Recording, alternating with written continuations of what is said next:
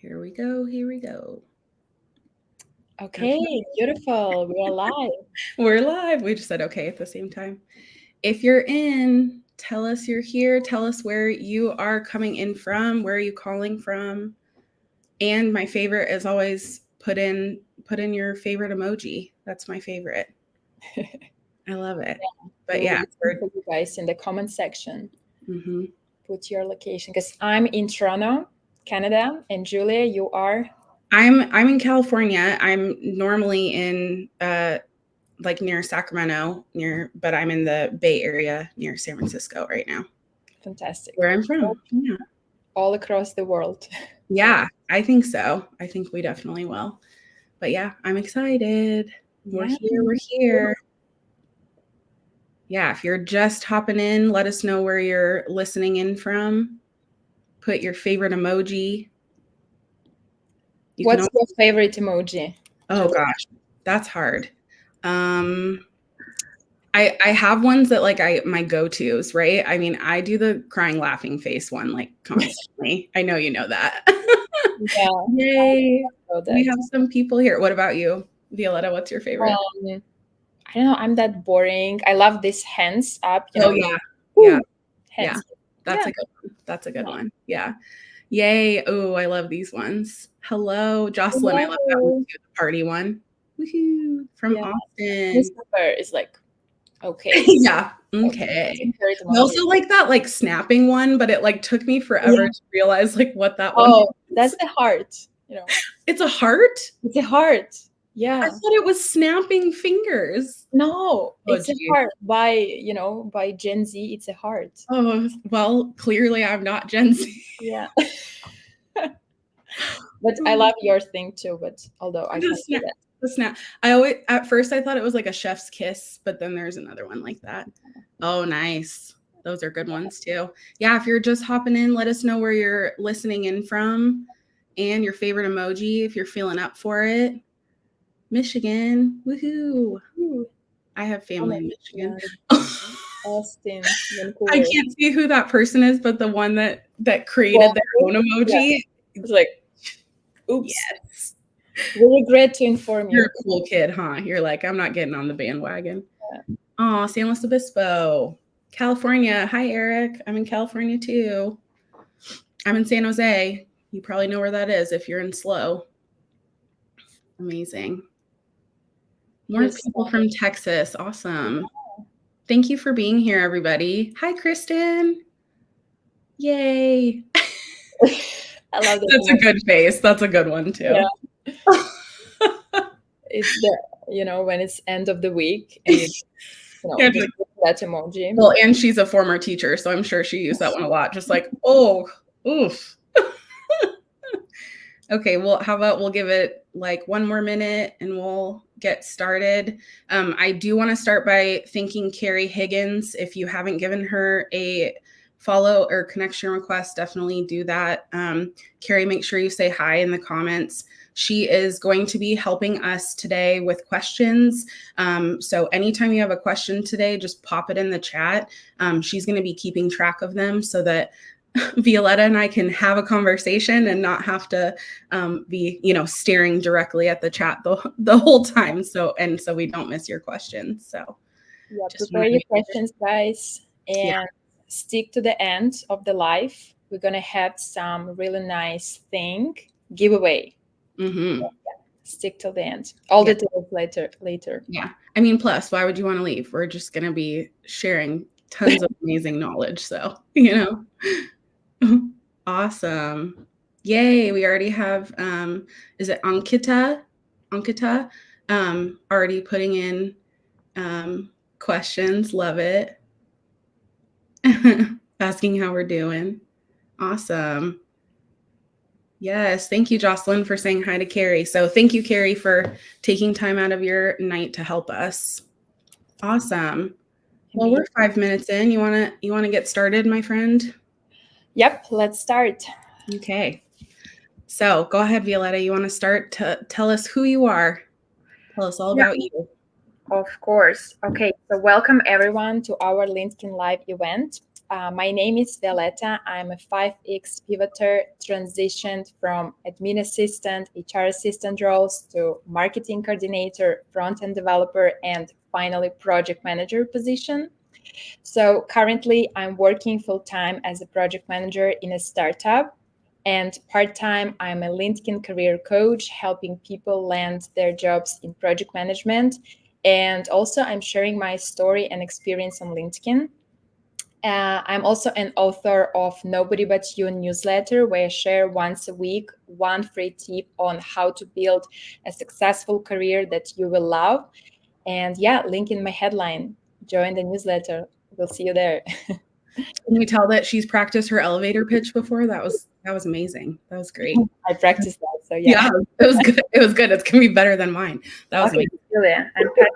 Yeah. So, hi everyone. I'm Julia Odie. So, I was an elementary school teacher for 12 years, and I realized a year ago that it was just no longer sustainable. If anything, I realized it before that, and was ready to try something new. I randomly had a job interview for a project manager role. I was still very much between positions in ed tech, project management, customer success. I was all over the place. I just knew I did not want to be a teacher anymore. And I fell in love with project management because of this interview, because of this job that I was very close to getting. And that just streamlined everything for me. I got my PMP, realized that I could use my teaching skills to help other people get their PMPs, and also got my CSM. And because I wanted to gain experience, because I was struggling with interviewing and having that confidence outside the classroom, I started doing freelance. I started helping my friends and my family for free. I started volunteering, and then that led to word of mouth and referrals for slightly bigger projects. So it's great because Violeta has experience in startups and I have experience with solo entrepreneurs and super small businesses, so less than 10 people. So neither one of us have corporate experience, but that's okay because we still have a lot of really amazing things that we love to share with other people. We are coaches, true and true. And so, yeah, so I'm doing freelance. I have my own business and I am creating content. I'm doing a lot of things. And that's the beauty of leaving the classroom, because then you can do as many things as you want. So that's what I'm loving doing. And I'm seeing that there's a couple other teachers here. That's great. Yay. Welcome. See, mine was messier than yours, but that's okay. Okay, amazing. Beautiful. I love our intros. Yeah.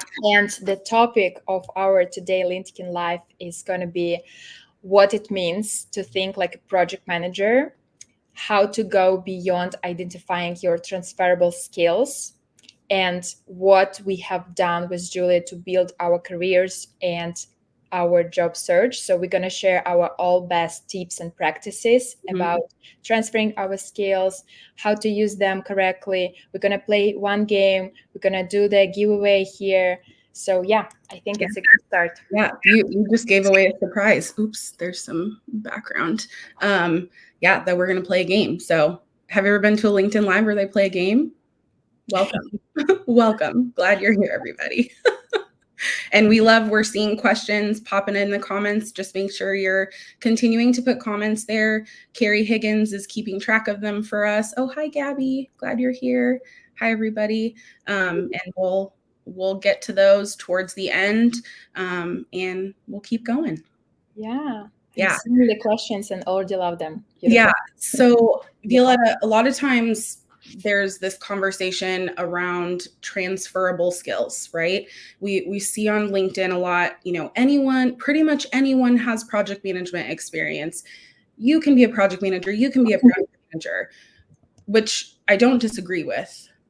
And I don't think you do either. That's part of why we're here. But what does it mean when people are talking about transferable skills? Like, what does that mean to you?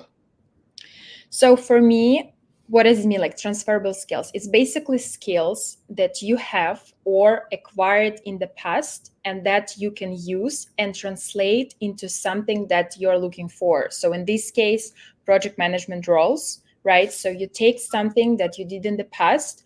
So for example, you use like some of your soft skills, communication, teamwork, adaptability, critical thinking, and they are all applicable for the project management role, right? And you start to think how you can correctly transport them and attract the recruiters, right? If I can use this word, right? And basically use those transferable skills on your resume, convert them in the bullet points that will work in your favor. So for me, it's what does it mean like to use and have transferable skills? How about you, Julia? Yeah. So, I mean, and I heard you say a lot of things. It's like, it's really taking those we're going to talk about taking those transferable skills, identifying them. We're going to talk about how to translate skills on your resume. And then we're going to talk about transforming skills in order to make your transition. So we're going to be using a lot of T words. So hopefully we don't lose you, and we're going to try and break this down. But yeah, I agree. Like you talked about, transferable skills are like our soft skills or our power skills, right? As I more like to call them. And they're the skills that you can pretty much take from one job to the next. Not necessarily just like, oh, I'm a great communicator, let me just transplant that right into another job, because it's usually a different context, right? The communication you use as a teacher can look very different from the communication you use as a project manager when you're working with adults all day. That's something I really had to learn. But you can be a good communicator in both, and you can take those skills. You can be a great planner as a teacher and take those skills and use it as a project manager. But identifying transferable skills is only the first step. And a lot of times that's where people stop, right? Is they're like, I have these skills, I'm ready, I deserve a seat at the table. But there's some more work to be done. And that's what we're going to talk about. Yep. Yeah. Yeah. Go ahead. So I love how you like mentioned about that our transferable skills is mostly our power skills. And I 100% agree with that. So it's, for me, it's 90% of your soft skills and 10% of your hard skills. So there is a big like power, right, for you to use those acquired soft skills that you already had or you identified that you need to develop and use them in your resume, right, and making sure that you translate it correctly. So yeah, we're also going to cover it today, how to translate it correctly on the resume, what techniques and tactics to use. Yeah. I love how you say resume, by the way. Can you say that again? Resume. Resume. It sounds very French. I mean, you know, I love it. Yeah. Yeah. Okay. That's good. I mean, hey. Lessons next live. Yeah. Next live. There you go. So how do we even identify transferable skills? A big thing that I say to my clients and when I'm talking with people is to look at job descriptions. So I'm not sitting here saying, look on job boards all day. It's about finding jobs that resonate with you, that really stand out to you. Not even am I qualified for this role? Do I meet all of the requirements? Just look at the jobs and see, is this a job that I'm interested in doing? Because especially in project management, it is a vast world. There are so many different nooks and crannies of project management. And so is it an implementation project manager? Are you wanting to be client facing? Are you wanting to actually be more on the product development side of things? Are you wanting to be more internal? So these are some questions you have to ask yourself and finding that clarity. And once you've done that, if you're looking at jobs, then you're able to start identifying trends and common themes between all the different jobs. Like, oh, wow, they really need someone that's great at collaboration and is able to work with a lot of different types of teams. So that's a huge way how you can identify those skills and figure out what skills do you have and what skills do you still need, right? That skills gap analysis. And then a second way, and this is why I talk about the PMP, is not only is the PMP globally recognized, right? It's through PMI, and people feel different ways about certifications, but it was something that gave me so much confidence in my knowledge because I was able to take those transferable skills, the planning skills that I had, the management skills that I had, and be able to start to view them through the lens of a project manager, thinking like a project manager. So I was able to really learn the terminology. I was able to learn the textbook processes and procedures and tools so that I could start to really see how my past experience was relevant, and what I was able to really take and what would be valued over into project management. Right. And that's a very beautiful example of you connecting the dots. So you identified transferable skills that you have. You went to the job description, right? You identified there, because every company is different. Every company needs even different soft skills. They're not like general or basic or common sense, right? Every company have like, their values. So you identified your transferable skills. You went to the job description. You analyze that, right? You did some research. Okay, so I have like check mark. I have this, and that. I have gap here. So then how I can, improve my skill set, where I can learn that, and most importantly, how I can put it in the document, right? In my resume, where the recruiter will see, okay, so this is what we're looking for. And you're not just listing it in the skills section on your resume, right? No, don't do that. Yeah, don't do that. Like leadership, conflict resolution, communication, teamwork, problem solving. Because like everyone, you're just taking up real estate, right? You're just taking up precious real estate on your resume when you're listing skills like that. Sorry to interrupt you. No, that's a very good point here. Like you take those soft skills or power skills and put it in the job description, the job description, in your resume, in the bullet points, right? So you're showing to the hiring manager or the recruiter how you use them in your bullet points, proving it by, okay, what results you made for the company, what impact you did, right? What you brought to the company using your skills, but not listing out them in the skills section and call it like, hey, that's my transferable skills. Think how I will use it, right? At my job. No. And I love also how you like summarized what I said. That right there, like, can you guys tell that she's a project manager? because she knows I have ADHD and I get excited and I'm sharing all this information, and she, like, in her mind, we didn't even say like, oh, she was going to do that, but she's like, let me make sure that everyone understands and is on the same page about the information that was just shared. So I just thought that was great. You just like naturally did that, and that was amazing. And I also really loved that you talked about that it's 90% power skills and 10% hard skills, because even the context in which you use those hard skills, even and hard skills are more than technical, like but if we are talking about just technical skills, those skills can change in context. How you use Excel as a teacher, I just keep using teacher as an example, or as a therapist, or even as an engineer, right? Like how you use Excel is going to look different than how you might use it as a project manager, depending on the industry, depending on the projects you're working on. So that's where we're going to talk about taking those skills and transforming them. And that's really kind of the last step, so to speak, in terms of identifying transferable skills, translating, transforming.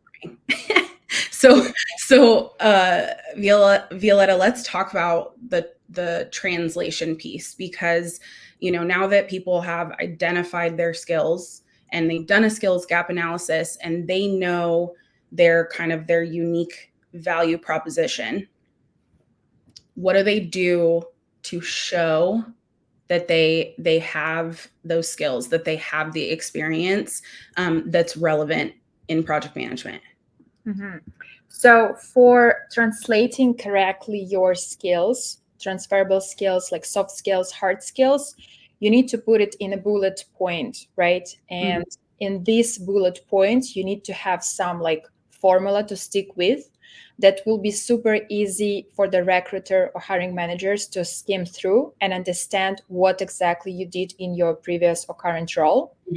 So for this kind of formula, I use ARI formula, which is A stands for action verb, R for responsibility, and I for impact or result, right? So we have action, we have responsibility, and we have impact. So for the action verb, it's everything that is about the basically verb, right? You managed something, you developed, you created, you led, you implemented, right? Responsibility is something that you took your responsibility for. You had a task to do, right? So for example, your responsibility were like to lead a team of 5 designers or 5 developers. Maybe you led some marketing campaigns. So this is your responsibility, area of responsibility. If we talk about the quantifiable result or impact, you showcase now the result of your action, of your task. So yes, you led or managed marketing campaigns. So what? So you showcase the result of your action, for example, like resulting in 20% increase in sales, or you did something that improved customer satisfaction by 50%. So when you have your formula in mind and your skill that you want to basically write about in your resume, you just stick to this formula: action verb, your responsibility task, and your impact. You always need to keep in mind that your bullet points is not just to list all your responsibilities or tasks that you did, right? You need to solve the problem for the company. You need to solve the problem for the company. This is what recruiters are looking for in your resume, right? So they're skimming through your bullet points, and you need to persuade them that yes, you are the right person with all your skills that you have or like had, right, that you possess now. You are the right person that they should hire you for this XYZ position, project coordinator, project manager role. So I can provide you guys some examples and then we will play a game. So let's imagine you're an admin assistant, right? And you want to become a project manager, and you identify that, okay, what was your job duty as an admin assistant? Let's imagine you coordinated schedules or meetings or communications for your department or for your team, right? So when we translate that job duty as coordinated schedules, we go from coordinated schedules, bullet point, to using our formula, right? Successfully coordinated and managed the scheduling and logistics for over 50 departmental meetings, ensuring all relevant stakeholders were informed and prepared. And then the result of this action, resulting in 20% reduction in meeting delays and cancellation. And Violeta, can I share or ask a question too? And then I do want to get to our game. Is if someone is working on a project or they're working on something and they don't get to stick around to see what the end result is, right? They don't get to see what their impact was. Do you have, because that's been a question I've had a lot recently, is like, what do you do to still show my impact without necessarily knowing what the end result of a project was? Mm-hmm. Of course. So we can basically quantify everything that we are doing because it brings some results. You're not just like taking meeting notes, or you're not just like leading the meetings, right? Or coordinating schedules. It impacts something. It's whether it impacts the stakeholders or your team, or it boosts productivity, right? And it boosts productivity compared to what? Compared to when you never did that, or I don't know, your organization didn't have that practices, right?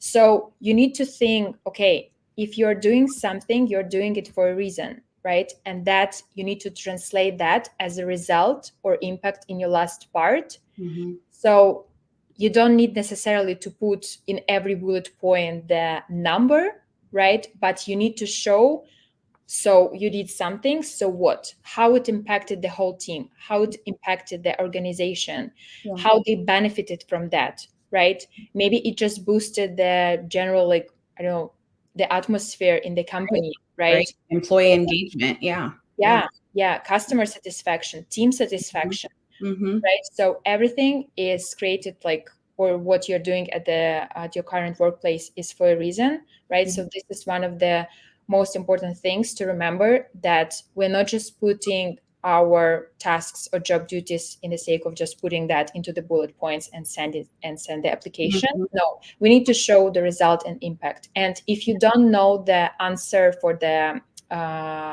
percentage, right, what impact you did, it's not like a big problem here. You still like saw, right, or other people had the evidence that, okay, it impacted positively team. So you can formulate that and put it as a result. Yeah. And you can also use other kinds of metrics too, right? You can, like you just said, the scale of the project, that the size of the team, the cost of the budget for the project, that's all relevant information that shows your impact based on the scale. So, okay. So you gave an amazing example, and I really want to see if people want to play this game. The way that you're going to do it is, we want you in the chat to just put a work experience, job experience thing that you do now or you've done in the past.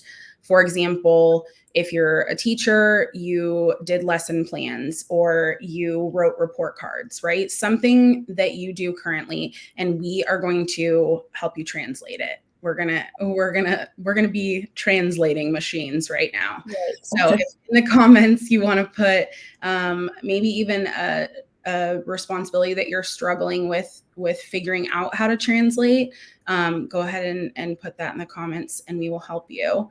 And as those are coming in, I'll just also say, with translating, Violeta and I have practiced doing this. We not only help people do this all the time, but we also have that background knowledge. So if we're sitting here and we're translating, it's something where it takes time, it takes practice. And the most important thing at the end of the day is that when you're translating, that you don't get lost in translation. If you cannot explain what your resume says, if you walk into an interview and you're like, I don't know what it says, then that's not going to look good. But also it means you've translated it too far. So just make sure that you're really understanding it. Okay, awesome. We have 2 so far. Let's see. So Jocelyn said production coordinating films and commercials. So thinking about all the stuff that goes into the production coordinating. So I can take that. Okay. Julia. So again, so it doesn't matter like if I worked in this industry or no. I just want to show you the example of the formula that I provided to you guys, right? We have action, we have task, and we have impact, right? So with Jocelyn, I hope I pronounce your name correctly. Sorry if I'm not. Production coordinating films and commercials. So we can say, and turning that in bullet point, that coordinated film production logistics, including scheduling, equipment, resulting in the project delivery, right? Or resulting in one-time project delivery, and impacted in or resulted in 15% reduction in production costs, contributed to successfully completion of the project.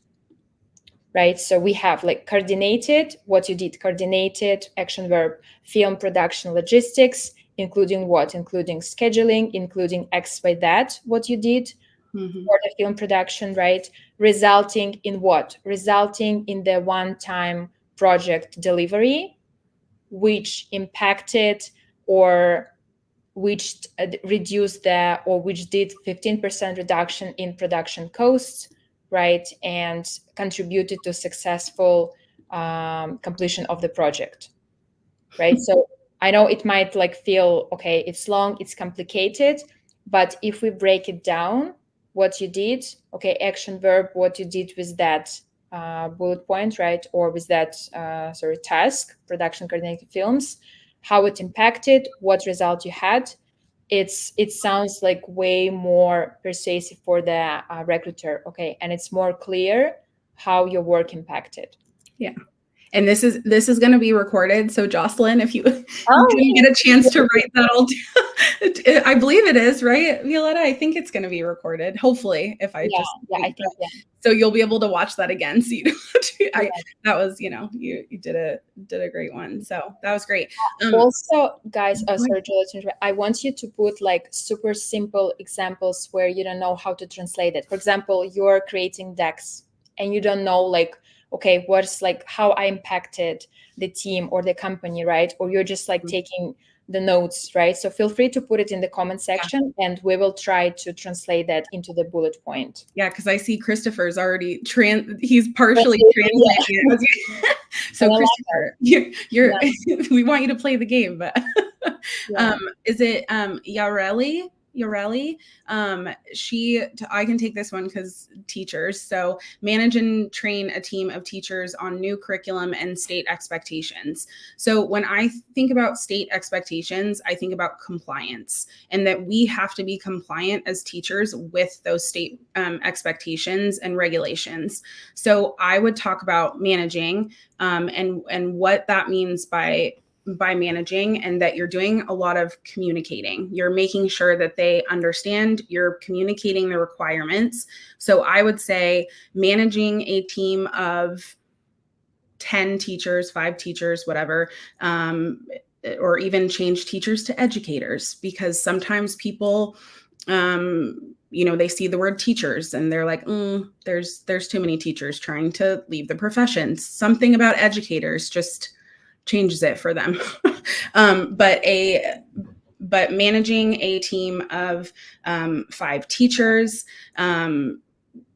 communicating the requirements of a new program, a new comprehensive curriculum program, maintaining compliance to state standards and state expectations, and collaborating. I don't know. It's hard to do it as you're like thinking aloud. It's not going to sound perfect, but leading to 100% compliance with state standards and a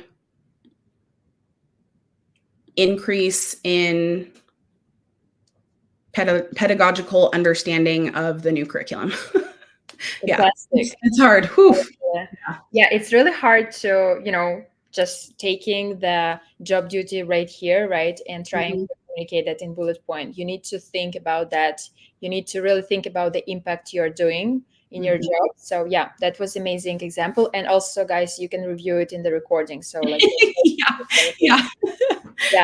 I can, Yareli, I can help you with that one further if you want. If I can like type it out, I will. But it's all about workshopping it too, right? Like as we're using this language, you can hear us like kind of breaking down responsibilities even further and thinking about what is valuable in project management. So, talking about requirements, talking about communicating those requirements, leading to understanding and alignment of those requirements and standards. So you got it. Yeah. Okay, let's do it. Yeah, I'm sorry, Yareli. I will. Just send me a message, girl, and I'll help you. No, that's great. I tried to type here, guys, and do it here in the chat, but unfortunately, I can't post comments to LinkedIn because I'm hosting this live. But I think we can help you in the comments when we finish the live. Yeah, we definitely will. And that's a good point too, Violeta, is that any questions we don't get to or any examples, we will later, like this, later this week, whatever, we'll continue to give ideas and answer those questions too. So if you, just for sake of time, if we don't get to some of them, we will definitely do our best to head back into the comments and make that happen. So, okay, let's see. Let's take another one. Did Christopher give us a simpler example? Yeah, I see he has like follow up with Christopher. Probably we can take your example. Follow up with stakeholders to close Jira open issues, right? So if we like put it in the a bullet point, right, it says like basically nothing because it just describes your job duty, which is fine, right? So here we need to we need to think that you not just like follow up with stakeholders to close Jira tickets. You need to turn that into that like action result impact. So you follow up with stakeholders or like team members to ensure timely closure Jira tickets, then resulting in 30%, 20% improvement in project timelines and reducing backlog, right? Which did X, Y, that, which enhanced overall project completion rates, right? Or which increase or enhance overall project success, right? So not just follow up with stakeholders because yeah, it says nothing, but also resulting in 20%, 30%, 40% improvement in project timelines and reducing backlog. Yeah. This is how we transform that. Yeah, and I really like Nicole's how you talked about. And hi, Nicole. We just connected last week at a PMI event. So see, networking, beautiful stuff. Beautiful. So you talked about creating a digital onboarding document and updating employee handbooks. I would definitely say developed structured and structured digital onboarding documents and schedule, and updated employee handbook, leading to a 2-month reduction in training, or like training time or duration, or an increase in ramp up. I would say that is that, or even alignment or consistency, cohesiveness across departments. So I would talk about like how it affected the business and how there was cohesiveness across the departments because of that. Yeah, I would definitely talk about ramp up if possible. And I use the word alignment multiple times, but alignment within a business is important because we don't want people working in silos, and to have strong training and onboarding documents is crucial. So, yeah. Yeah, 100%. Awesome. Awesome. Amazing. So I think we can move on with our agenda for today. Yeah. Because I think we all understand how to use this formula and organize your bullet point effectively, right? Mm-hmm. Having or identifying your transferable skills and your job duties, right? Mm-hmm. What you did in your past roles. And so, Violeta, you'll put the formula in the comments, right? So people will be able to access that. Okay. Perfect. Yeah. After the live, yeah, I can type it here. Yeah. Okay, good. So we talked about, and I talked about like how to learn that terminology. I being able to upskill, being able to learn the language. I even mentioned changing the word teachers and sometimes changing the word students and all of that. Again, just to reiterate, don't translate it to the point where it doesn't feel like don't strip away your past experience. And that was actually a question we were going to answer, which was the should you change your titles on your jobs, right? Yeah. Do you think we have time to cover that, or should? Yeah, I think it's important because we have here lots of aspiring project managers, first-time project managers, or people who want to become the project manager having a different title now, like teachers, marketing assistant, developers, right? Cybersecurity specialist. So from my perspective, should you guys change your title on the resume from your past experiences if you are not the project manager now? So the question is like, if you were a teacher or a front-end developer or marketing assistant, should you change it to something related like around project management in your title? So my answer to that is no. Do not change your titles if you were one of these, I don't know, or other positions you held. So why? Because you need to celebrate that. You need to celebrate your past, because this is what makes a story. And instead of changing your job title, you should focus on the bullet points, because your actions speak louder than your name, your title, your position. And yes, recruiters sees that you were okay teacher, or I don't know, like marketing assistant, right? But you should tell a story in your bullet points. So my recommendation would not be to, change your job title in the resume, because at the end of the day, I believe that it's kind of sounds like we are lying here, right? Because when we are putting instead of the teacher, I don't know, like education assistant coordinator, but you've been actually like a teacher, and that's great, right? Or you're putting, I don't know, like instead of cybersecurity specialist, you're putting like cybersecurity project manager, right? So it can be like checked on some like screen checking, like checking backgrounds. So it's always better to work on your bullet points and not focusing much on changing your title on the resume. Mm-hmm.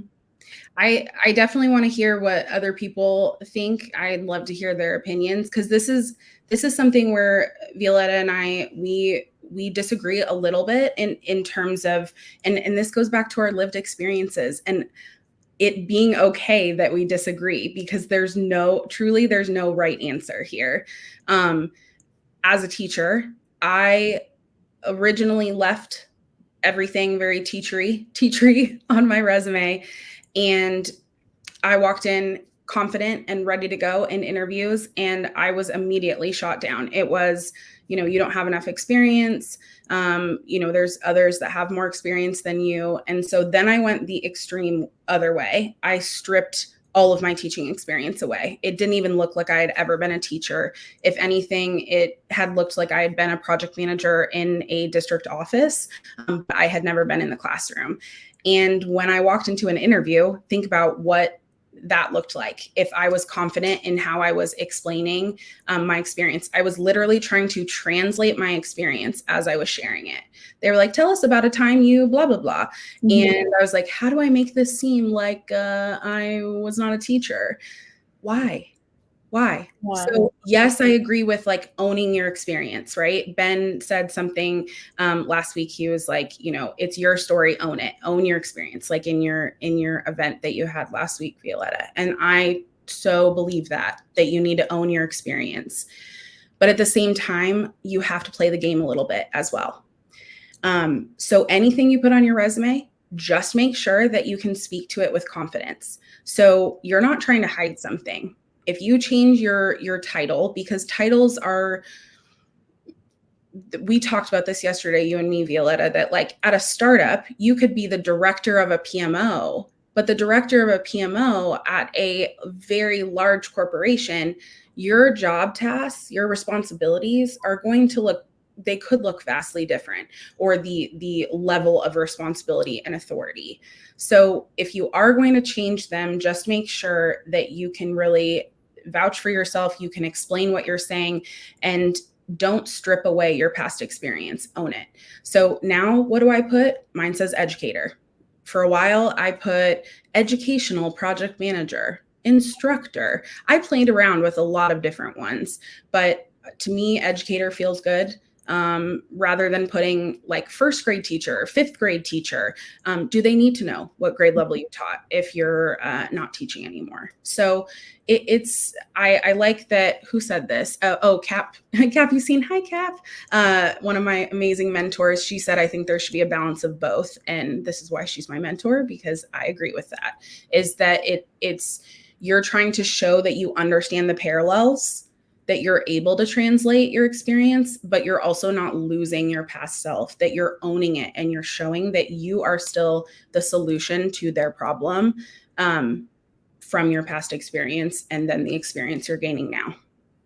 Yeah, that's a really good example of like what worked for you, right, Julia? And like for me, it was a bit different because, as I mentioned, like I'm a 5x pivoter, so I had like different titles throughout my career, right? I worked as an admin assistant, exec assistant, then I worked as a marketing assistant in corporate, then I worked in a couple of the startups where I was like a front end developer, right? Yeah. So you would ask me, okay, I have like so many different like industries and like streams where I worked at.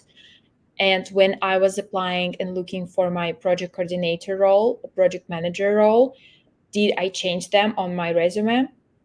No, I haven't changed them.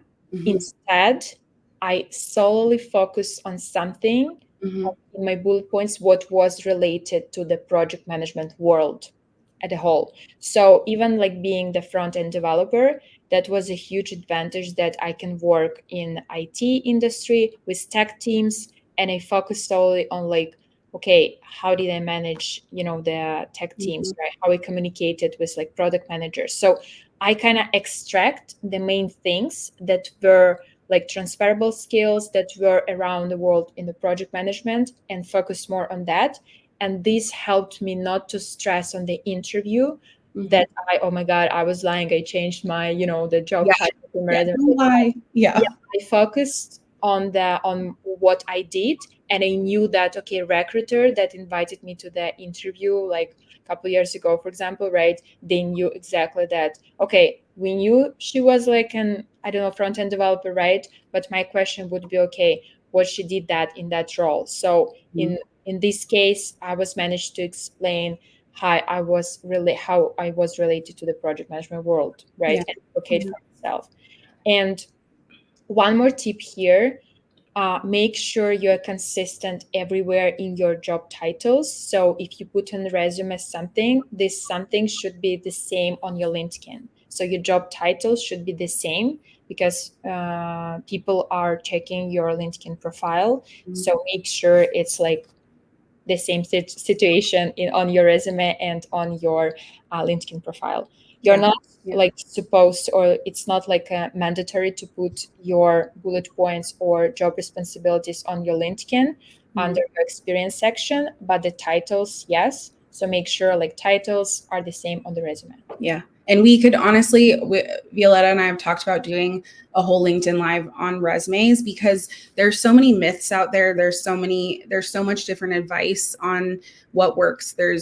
You'll notice neither one of us talked about ATS and having to have a certain amount of words and matching job descriptions. So it's definitely something that we'll keep talking about. And with Violeta, your experience being in corporate, your titles showing that you have that corporate experience, you already are kind of ahead of the game versus someone that does not have that corporate experience. And I apologize. Earlier, I was like, neither one of us have corporate experience. Just Yeah, kidding. I had like mix of both. Yeah. A startup, but yeah, a Yeah. corporate experience was also. Yeah, I apologize. Yeah. So it's just really about your background and what you bring to the table. And don't get caught up on the job descriptions. Like Violeta said, focus on the meat of your resume, which is your bullet points. So we talked about identifying transferable skills and what they are. We talked about translating your experience.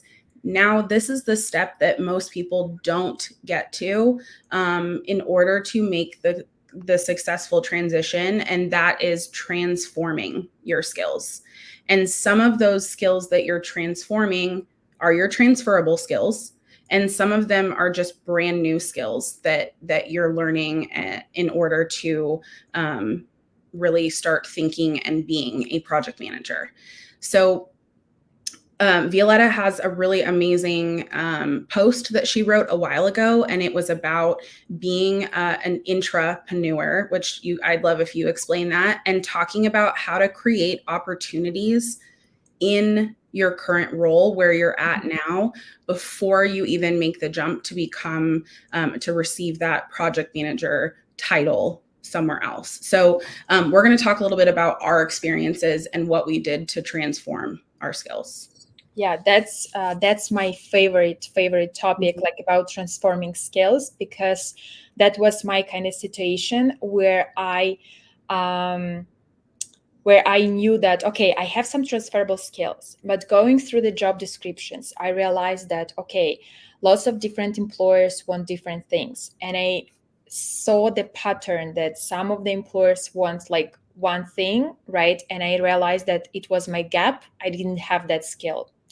So I came up with this theory that I tested on in my real life at the company where I worked at. Is I started being the entrepreneur.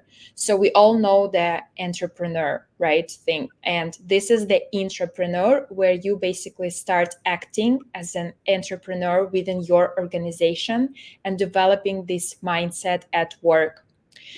So what should you do in order to become the entrepreneur, and how you can use it effectively and create for you the opportunity to acquire those skills in a real life work on setting, having this hands-on experience, not just like, taking some course on LinkedIn and put it as a skill in your resume. So it's a real hands-on experience, which requires some time, of course, but it's super effective, and all parts just benefit from this.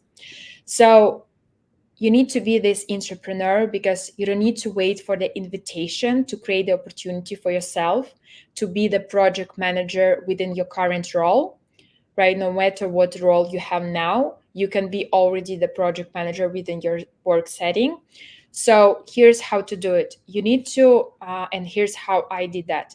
You need to find the gap that the company is constantly facing within your team or department. So this gap can be anything work related. Then you need to talk and listen to the team you work with, what they complain about, maybe some process, maybe some of the communication issues, right? You need to ask yourself and check on yourself what processes, what templates, procedures you would love to improve and see at your current workplace in a new format. Then, when you identify those gaps, you ask your team workers, teammates, you ask your manager, probably, you ask yourself, what are those gaps? Now it's time to kind of think about the solutions.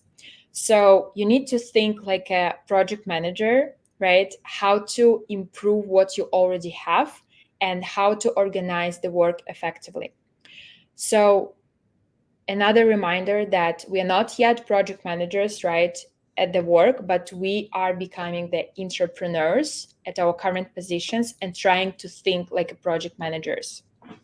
So when we come up with the solution, we need to develop a plan around that, how to implement the ideas, right? How maybe you can put your ideas in a deck, present it to the senior management, and basically implement that idea.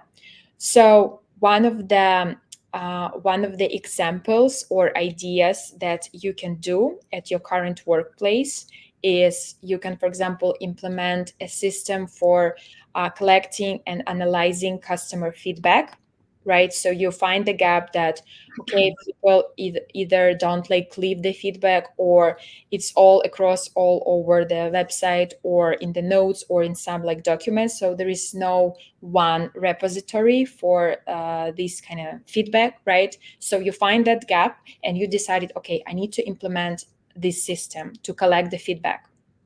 And it's not just idea to do, it's a whole project, right? Implementing something, even like small piece of work that would improve the work efficiency and team productivity, right? So another example would be created a centralized repository for internal knowledge sharing. What does it mean?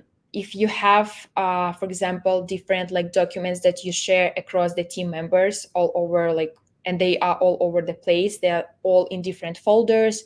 They are all in different places. Some of them are like, I don't know, in one communication channel. Some of them are in email, right? You see that, okay, there is a gap here and you can improve it at work, right? You can come up with some tool or technique how to organize all the knowledge sharing, or how to organize all this doc in one place, right, to enhance the team collaboration and work efficiency.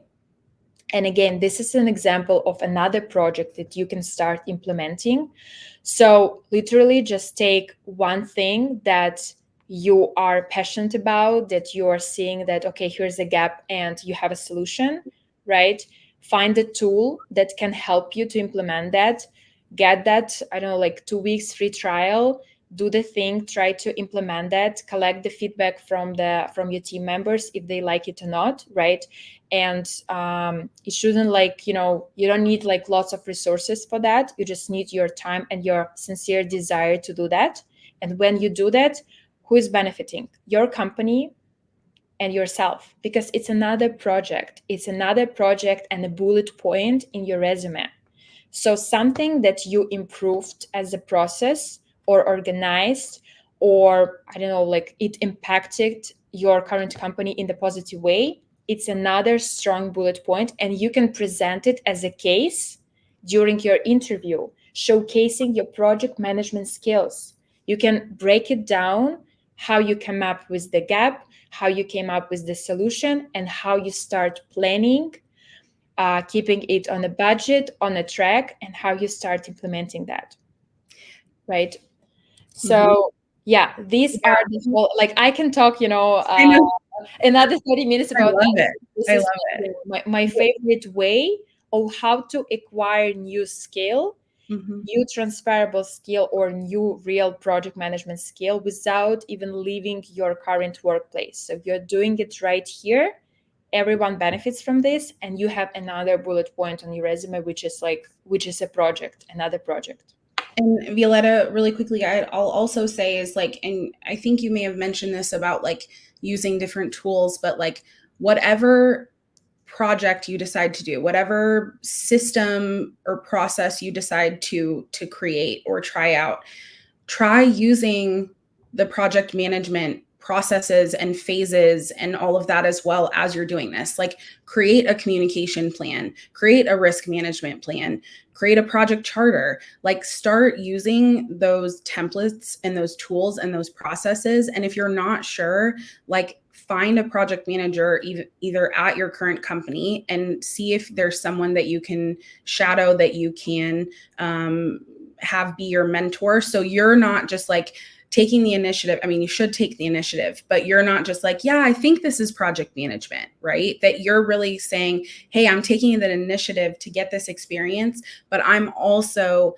using these globally recognized phases and these processes and these tools, and these methodologies. And then I'm also reaching out to experienced project managers in my company.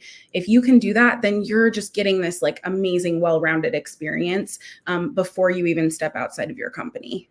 Yeah, love that. Julia, do you have another example of the way how people can acquire new soft skills, power skills, or project management skills if they don't have a current work or job, or they're looking for it? Yeah. So I was privileged enough and am privileged enough to be able to leave my current role without having something else lined up. I will never not say how lucky I am, because I know that not everyone is in a situation where they're able to do that. But because I left my role before I knew that I for sure wanted to be a project manager, and the summer had started and I was still figuring stuff out, I didn't get to try out that stuff that we just talked about in my role as a teacher. I was doing things that were already project management, but I wasn't able to learn those tools and those procedures. So for me, what I did is I started volunteering. So shout out to PMI, truly. PMI, joining PMI and being a part of my local chapter, it's worth the membership, the cost of membership. You can volunteer and take on a position. I'm the director of content strategy, so I'm learning a ton about marketing. I'm learning a ton even more about project management, and I'm learning from local project managers. How amazing is that? Plus, you can put it on your resume, and you can put it on your LinkedIn, and you're volunteering and showing that. Volunteering in your community. There are community events all the time that they need people. They need help planning their events, helping coordinate their events. So find those volunteer opportunities. And then I also have a lot of friends that have their own businesses, small businesses, solo businesses. So I just started talking to them, and I was like, hey, there's another way you can do that. Can I help you? Can I show you? So I was able to start by helping friends and family for free, most of them. And I was able to gain a ton of experience. So just think about how can you start using those tools, not just for yourself. Like, yes, you can use Asana, you can use Monday.com, all those things for like your job search, to organize your job search. But when you can use them in a team environment, it just takes it to a whole new place. So definitely volunteering is my number one. Freelancing, even if it's just for free, starting there.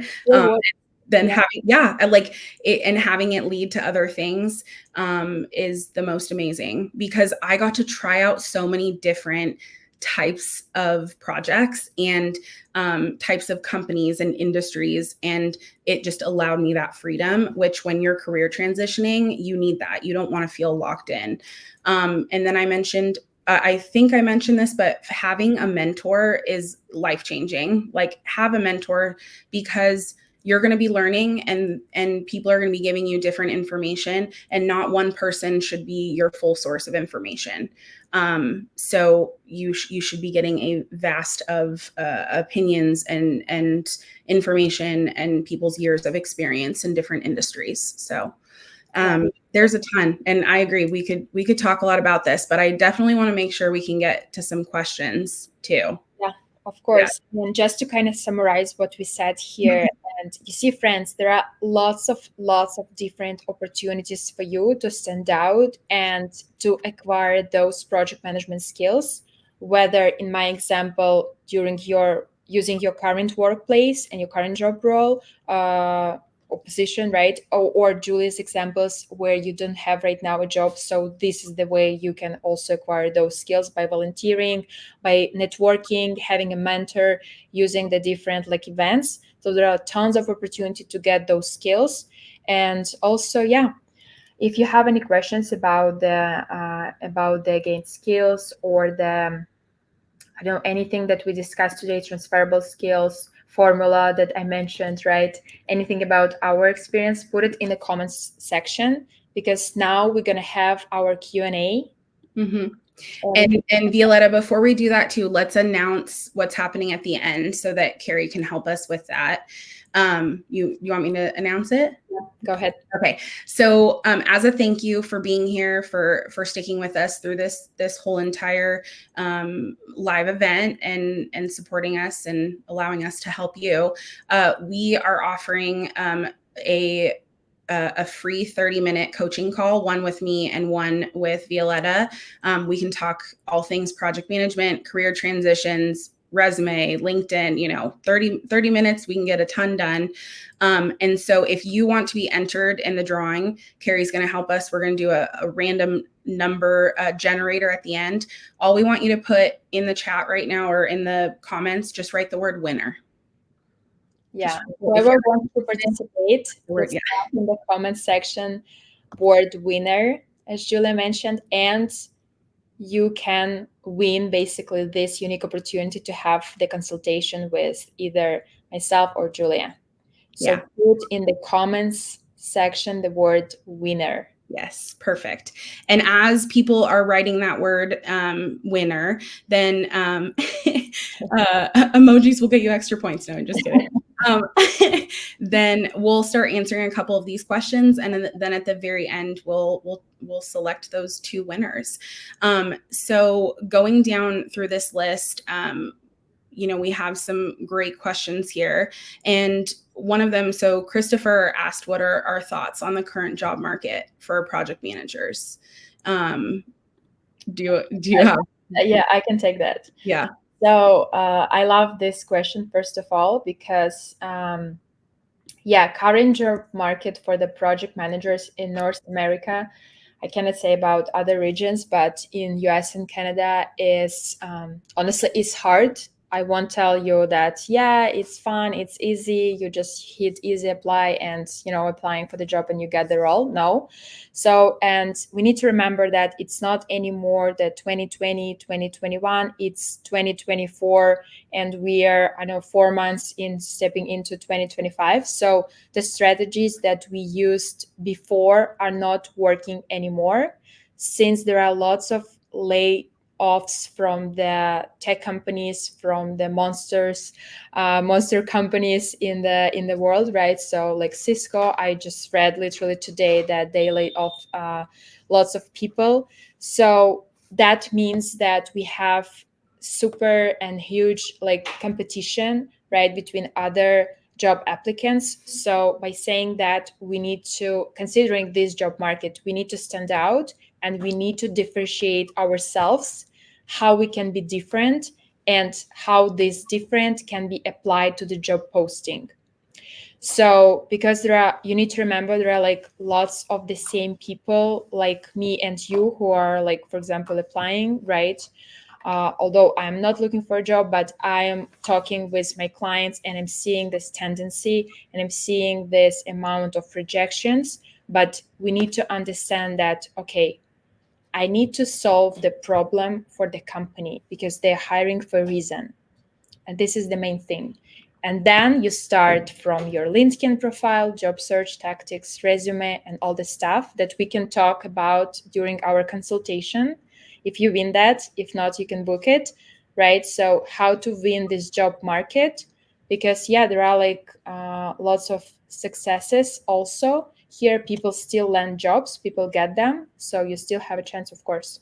Yeah. And like you said, Violeta, too, I'll just say is that the strategies that worked before, of course, there will always be best practices, but it's greatly changed because you also have a lot more people job hopping. It's not taboo like it used to be when we were kids.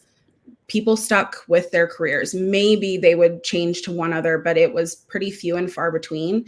But now people are leaving, people are changing, and COVID also changed a lot, like you said, with them hiring a lot more people, companies hiring a lot more people, and them then after COVID realizing they didn't need all of those people, or returning to work, and that things changing with that, and also with AI. And even though they need people to be AI experts, it's also automating tasks and all of that. So you have the project managers that have been there for years, and then everyone and their mom wants to be a project manager right now. It's a huge buzzword. And so there's a lot of competition coming from every single angle. And so it's about standing out, like Violeta said. And the number one way to stand out, networking.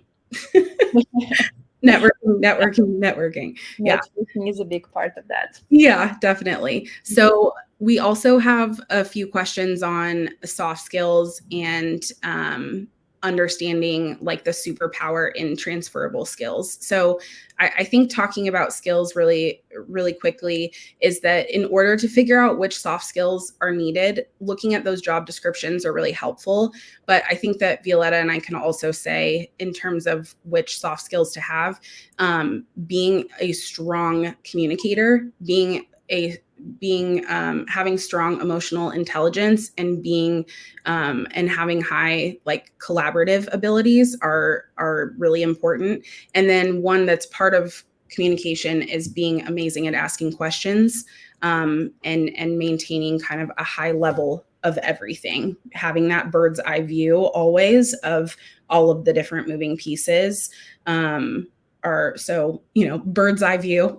Could you say that as a soft skill? But I don't know if you want to add more, Violeta, in terms of skills before we choose a winner. Yeah, of course, because I'm also seeing the very similar question about the soft skills, like how do you identify the superpower in the transferable skills from Anna Maria? I love this question. Yeah, it's a good question. Yeah. So I would say that it's like 3 parts. First part, you need to understand the trends.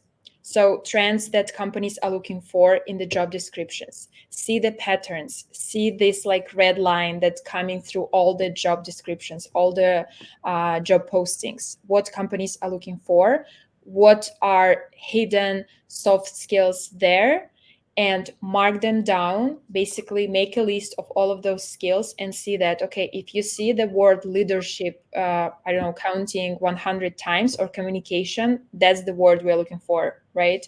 Leadership, and we need to work on that. So this is the first part, analyzing the job description. Second part is ask for the feedback from others. So ask your teammates, right? Ask your team members what they believe your superpower is. Maybe you're a good communicator, maybe you're a good active listener, maybe you have a strong empathy to the people. So ask other people and see that, because we can never, realize that, okay, wow, we have this superpower in us, right? And other people might see that. So ask other people, ask for the feedback from clients, from not from your family, they all like it, right? The people that you work with. So ask for that. Also make a list of those skills that they mentioned about you, right? Or the traits or the character about you, right? So, and again, find a red line, find something that repeats again and again. So this is the second part. And the third part, think about like what you enjoy to do, right? If you don't like, I don't know, communication or leading meetings, you need to think about other strong parts, right, of your soft skills, and maybe even question if you would be, if like project management career is even for you, right? Because we need to analyze that. That, okay, project management role is like 90% about using your soft skills, talking to people, managing people, not just like projects, empowering them, motivating, inspiring, right? Along with those like lots of piles of the documentation that we need to do, right? So analyze like what you like, what you're passionate about, and this is how you would find your superpower in the soft skills, and this will make you stand out for the recruiters and for the employers. And also, Violeta, you said that like it's hard for us to see things about ourselves. That just reminds me of the saying, it's hard to read the label when you're inside the bottle. So it's important to have others see you, and for them to kind of share what they feel like your strengths are. That can be really helpful. And even using those like strengths assessments, like the and Myers-Briggs and all of that, like those can be really helpful as a starting point. But using those job descriptions too. And I actually have a video that I'm going to share soon, probably next week, about how I use a job description and I break it apart and I highlight and I look for those repeated words and all of that. So it goes all along with this. So, and then before we choose a winner, I know we're over a few minutes, but, Violeta, I know you mentioned your newsletter. I'd love if you can mention that again, where people can find you, where they can work with you and talk with you more. So if you want to share that. Of course, let's share that. So you can find me on LinkedIn. You can subscribe to my Nobody But You newsletter. So I post on Thursdays at around like 10:30 a.m. Every Thursday, one free actionable tip or technique or some basically some tips how to break into the project management, how to build a successful career as a project manager. So subscribe to the newsletter. And also you can download my free guide on how to break into the project management. So when you subscribe to the newsletter, you get that automatically open, like popped up in the new window. So get benefit from that guide. It was made with love by project managers, so myself, for you guys, aspiring project managers. And also, if you want a deep like consultation or coaching call, I also provide coaching calls. It's a 60-minute powerful call where we will cover all the strategy for you to get the role, get the job in the project management, how to build your LinkedIn, what job search tactics to use in 2024, 2025, what works and what not, how to build your resume correctly to stand out for the recruiters, how to get referrals. So all of that and beyond, we discuss in the coaching call. So you can also find that in the featured section on my profile. Mm-hmm. Yep, I'll see you there. Yeah, awesome. And for me, really quickly, my featured section as well. If you're wanting to apply for the PMP, I have a free carousel there that's comprehensive that will walk you through every step. I am still selling the PMP study guide that has 100% success rate, which is awesome. I'm in the process of creating some major updates for that, as long with a video. But I think the most exciting thing is I am working on a group coaching program for aspiring project managers. I'm working with other truly experienced project managers that have years of experience. And we are creating something really awesome. I'm going to be putting the application/interest form. I shared it before. I redid it. I'm going to send it out again. So be on the lookout for that if you're interested in that program. And then I, of course, do one-on-one coaching as well that you can find in the featured section. So we are passionate about helping other people. That's really, really important to both of us. We did it and we want to be able to help other people because we know how hard it is, especially in today's job market. So yeah, sure. Yeah. Yeah. Okay. So we're going to choose 2 winners. And then we'll call it a day, but you ready? Violeta? She's going to use her phone. Yeah, I'm ready. So guys, I'm going to use my phone. It's a Google number generator here. So I'm going to show you, I will generate the number and I'm going to show you the number here. So it's all like, honest, and I know you trust us, but yeah. Anyway, I'm going to do that. So I saw that some people type winner like twice or even like multiple times. So it won't count, guys. It won't count entrance. Yeah. So we have, just so that everyone knows, we have a doc that Carrie just copy and paste all of your submissions in there. So we see Jesslyn's number 1, Christopher 2, Laura 3. Like we have a huge list. So we're just going to look at the number and then we'll announce those 2 winners. So Violeta, you ready? I'm ready. I see that we have 15 people who wants to get the consultation. So I'm putting from 1 to 15 and I will hit generate. Number 7. Oh, my lucky number. So Charlotte Porterfield, you won. Congratulations. We'll be messaging you through this. Charlotte. Fantastic. Charlotte is the first winner. Awesome. Okay, and winner number 2, let's do that. Let's do it together. Okay, generate. 14. Del Kreis. Is it Kreiser? Del Kreiser. Congratulations. Del Kreiser. So we'll message you guys after this, but thank you so much, everyone, for coming. I'm seeing some more familiar faces. Hi, Sarah. Thanks for stopping by. Thank you for being here, everyone. If we did not get to questions or questions came up for you, definitely comment and let us know, and let us know other ideas for lives that you want to see. But we really appreciate all of you being here and networking with each other while we're doing this and all. So thank you. Thank you so much, guys, for being here. Let us know if you like this live and we should do it like more often. Put it in the comment section again. And really, really appreciate having you all here. Yeah. So, the beauty of networking, right? Violeta and I met through networking through LinkedIn. You see, it all works. It works. Thank you, everyone. Beautiful. Thank you, everyone. Thank you. And have a nice rest of your day. Thank you. Thank you. Okay, thanks. Bye.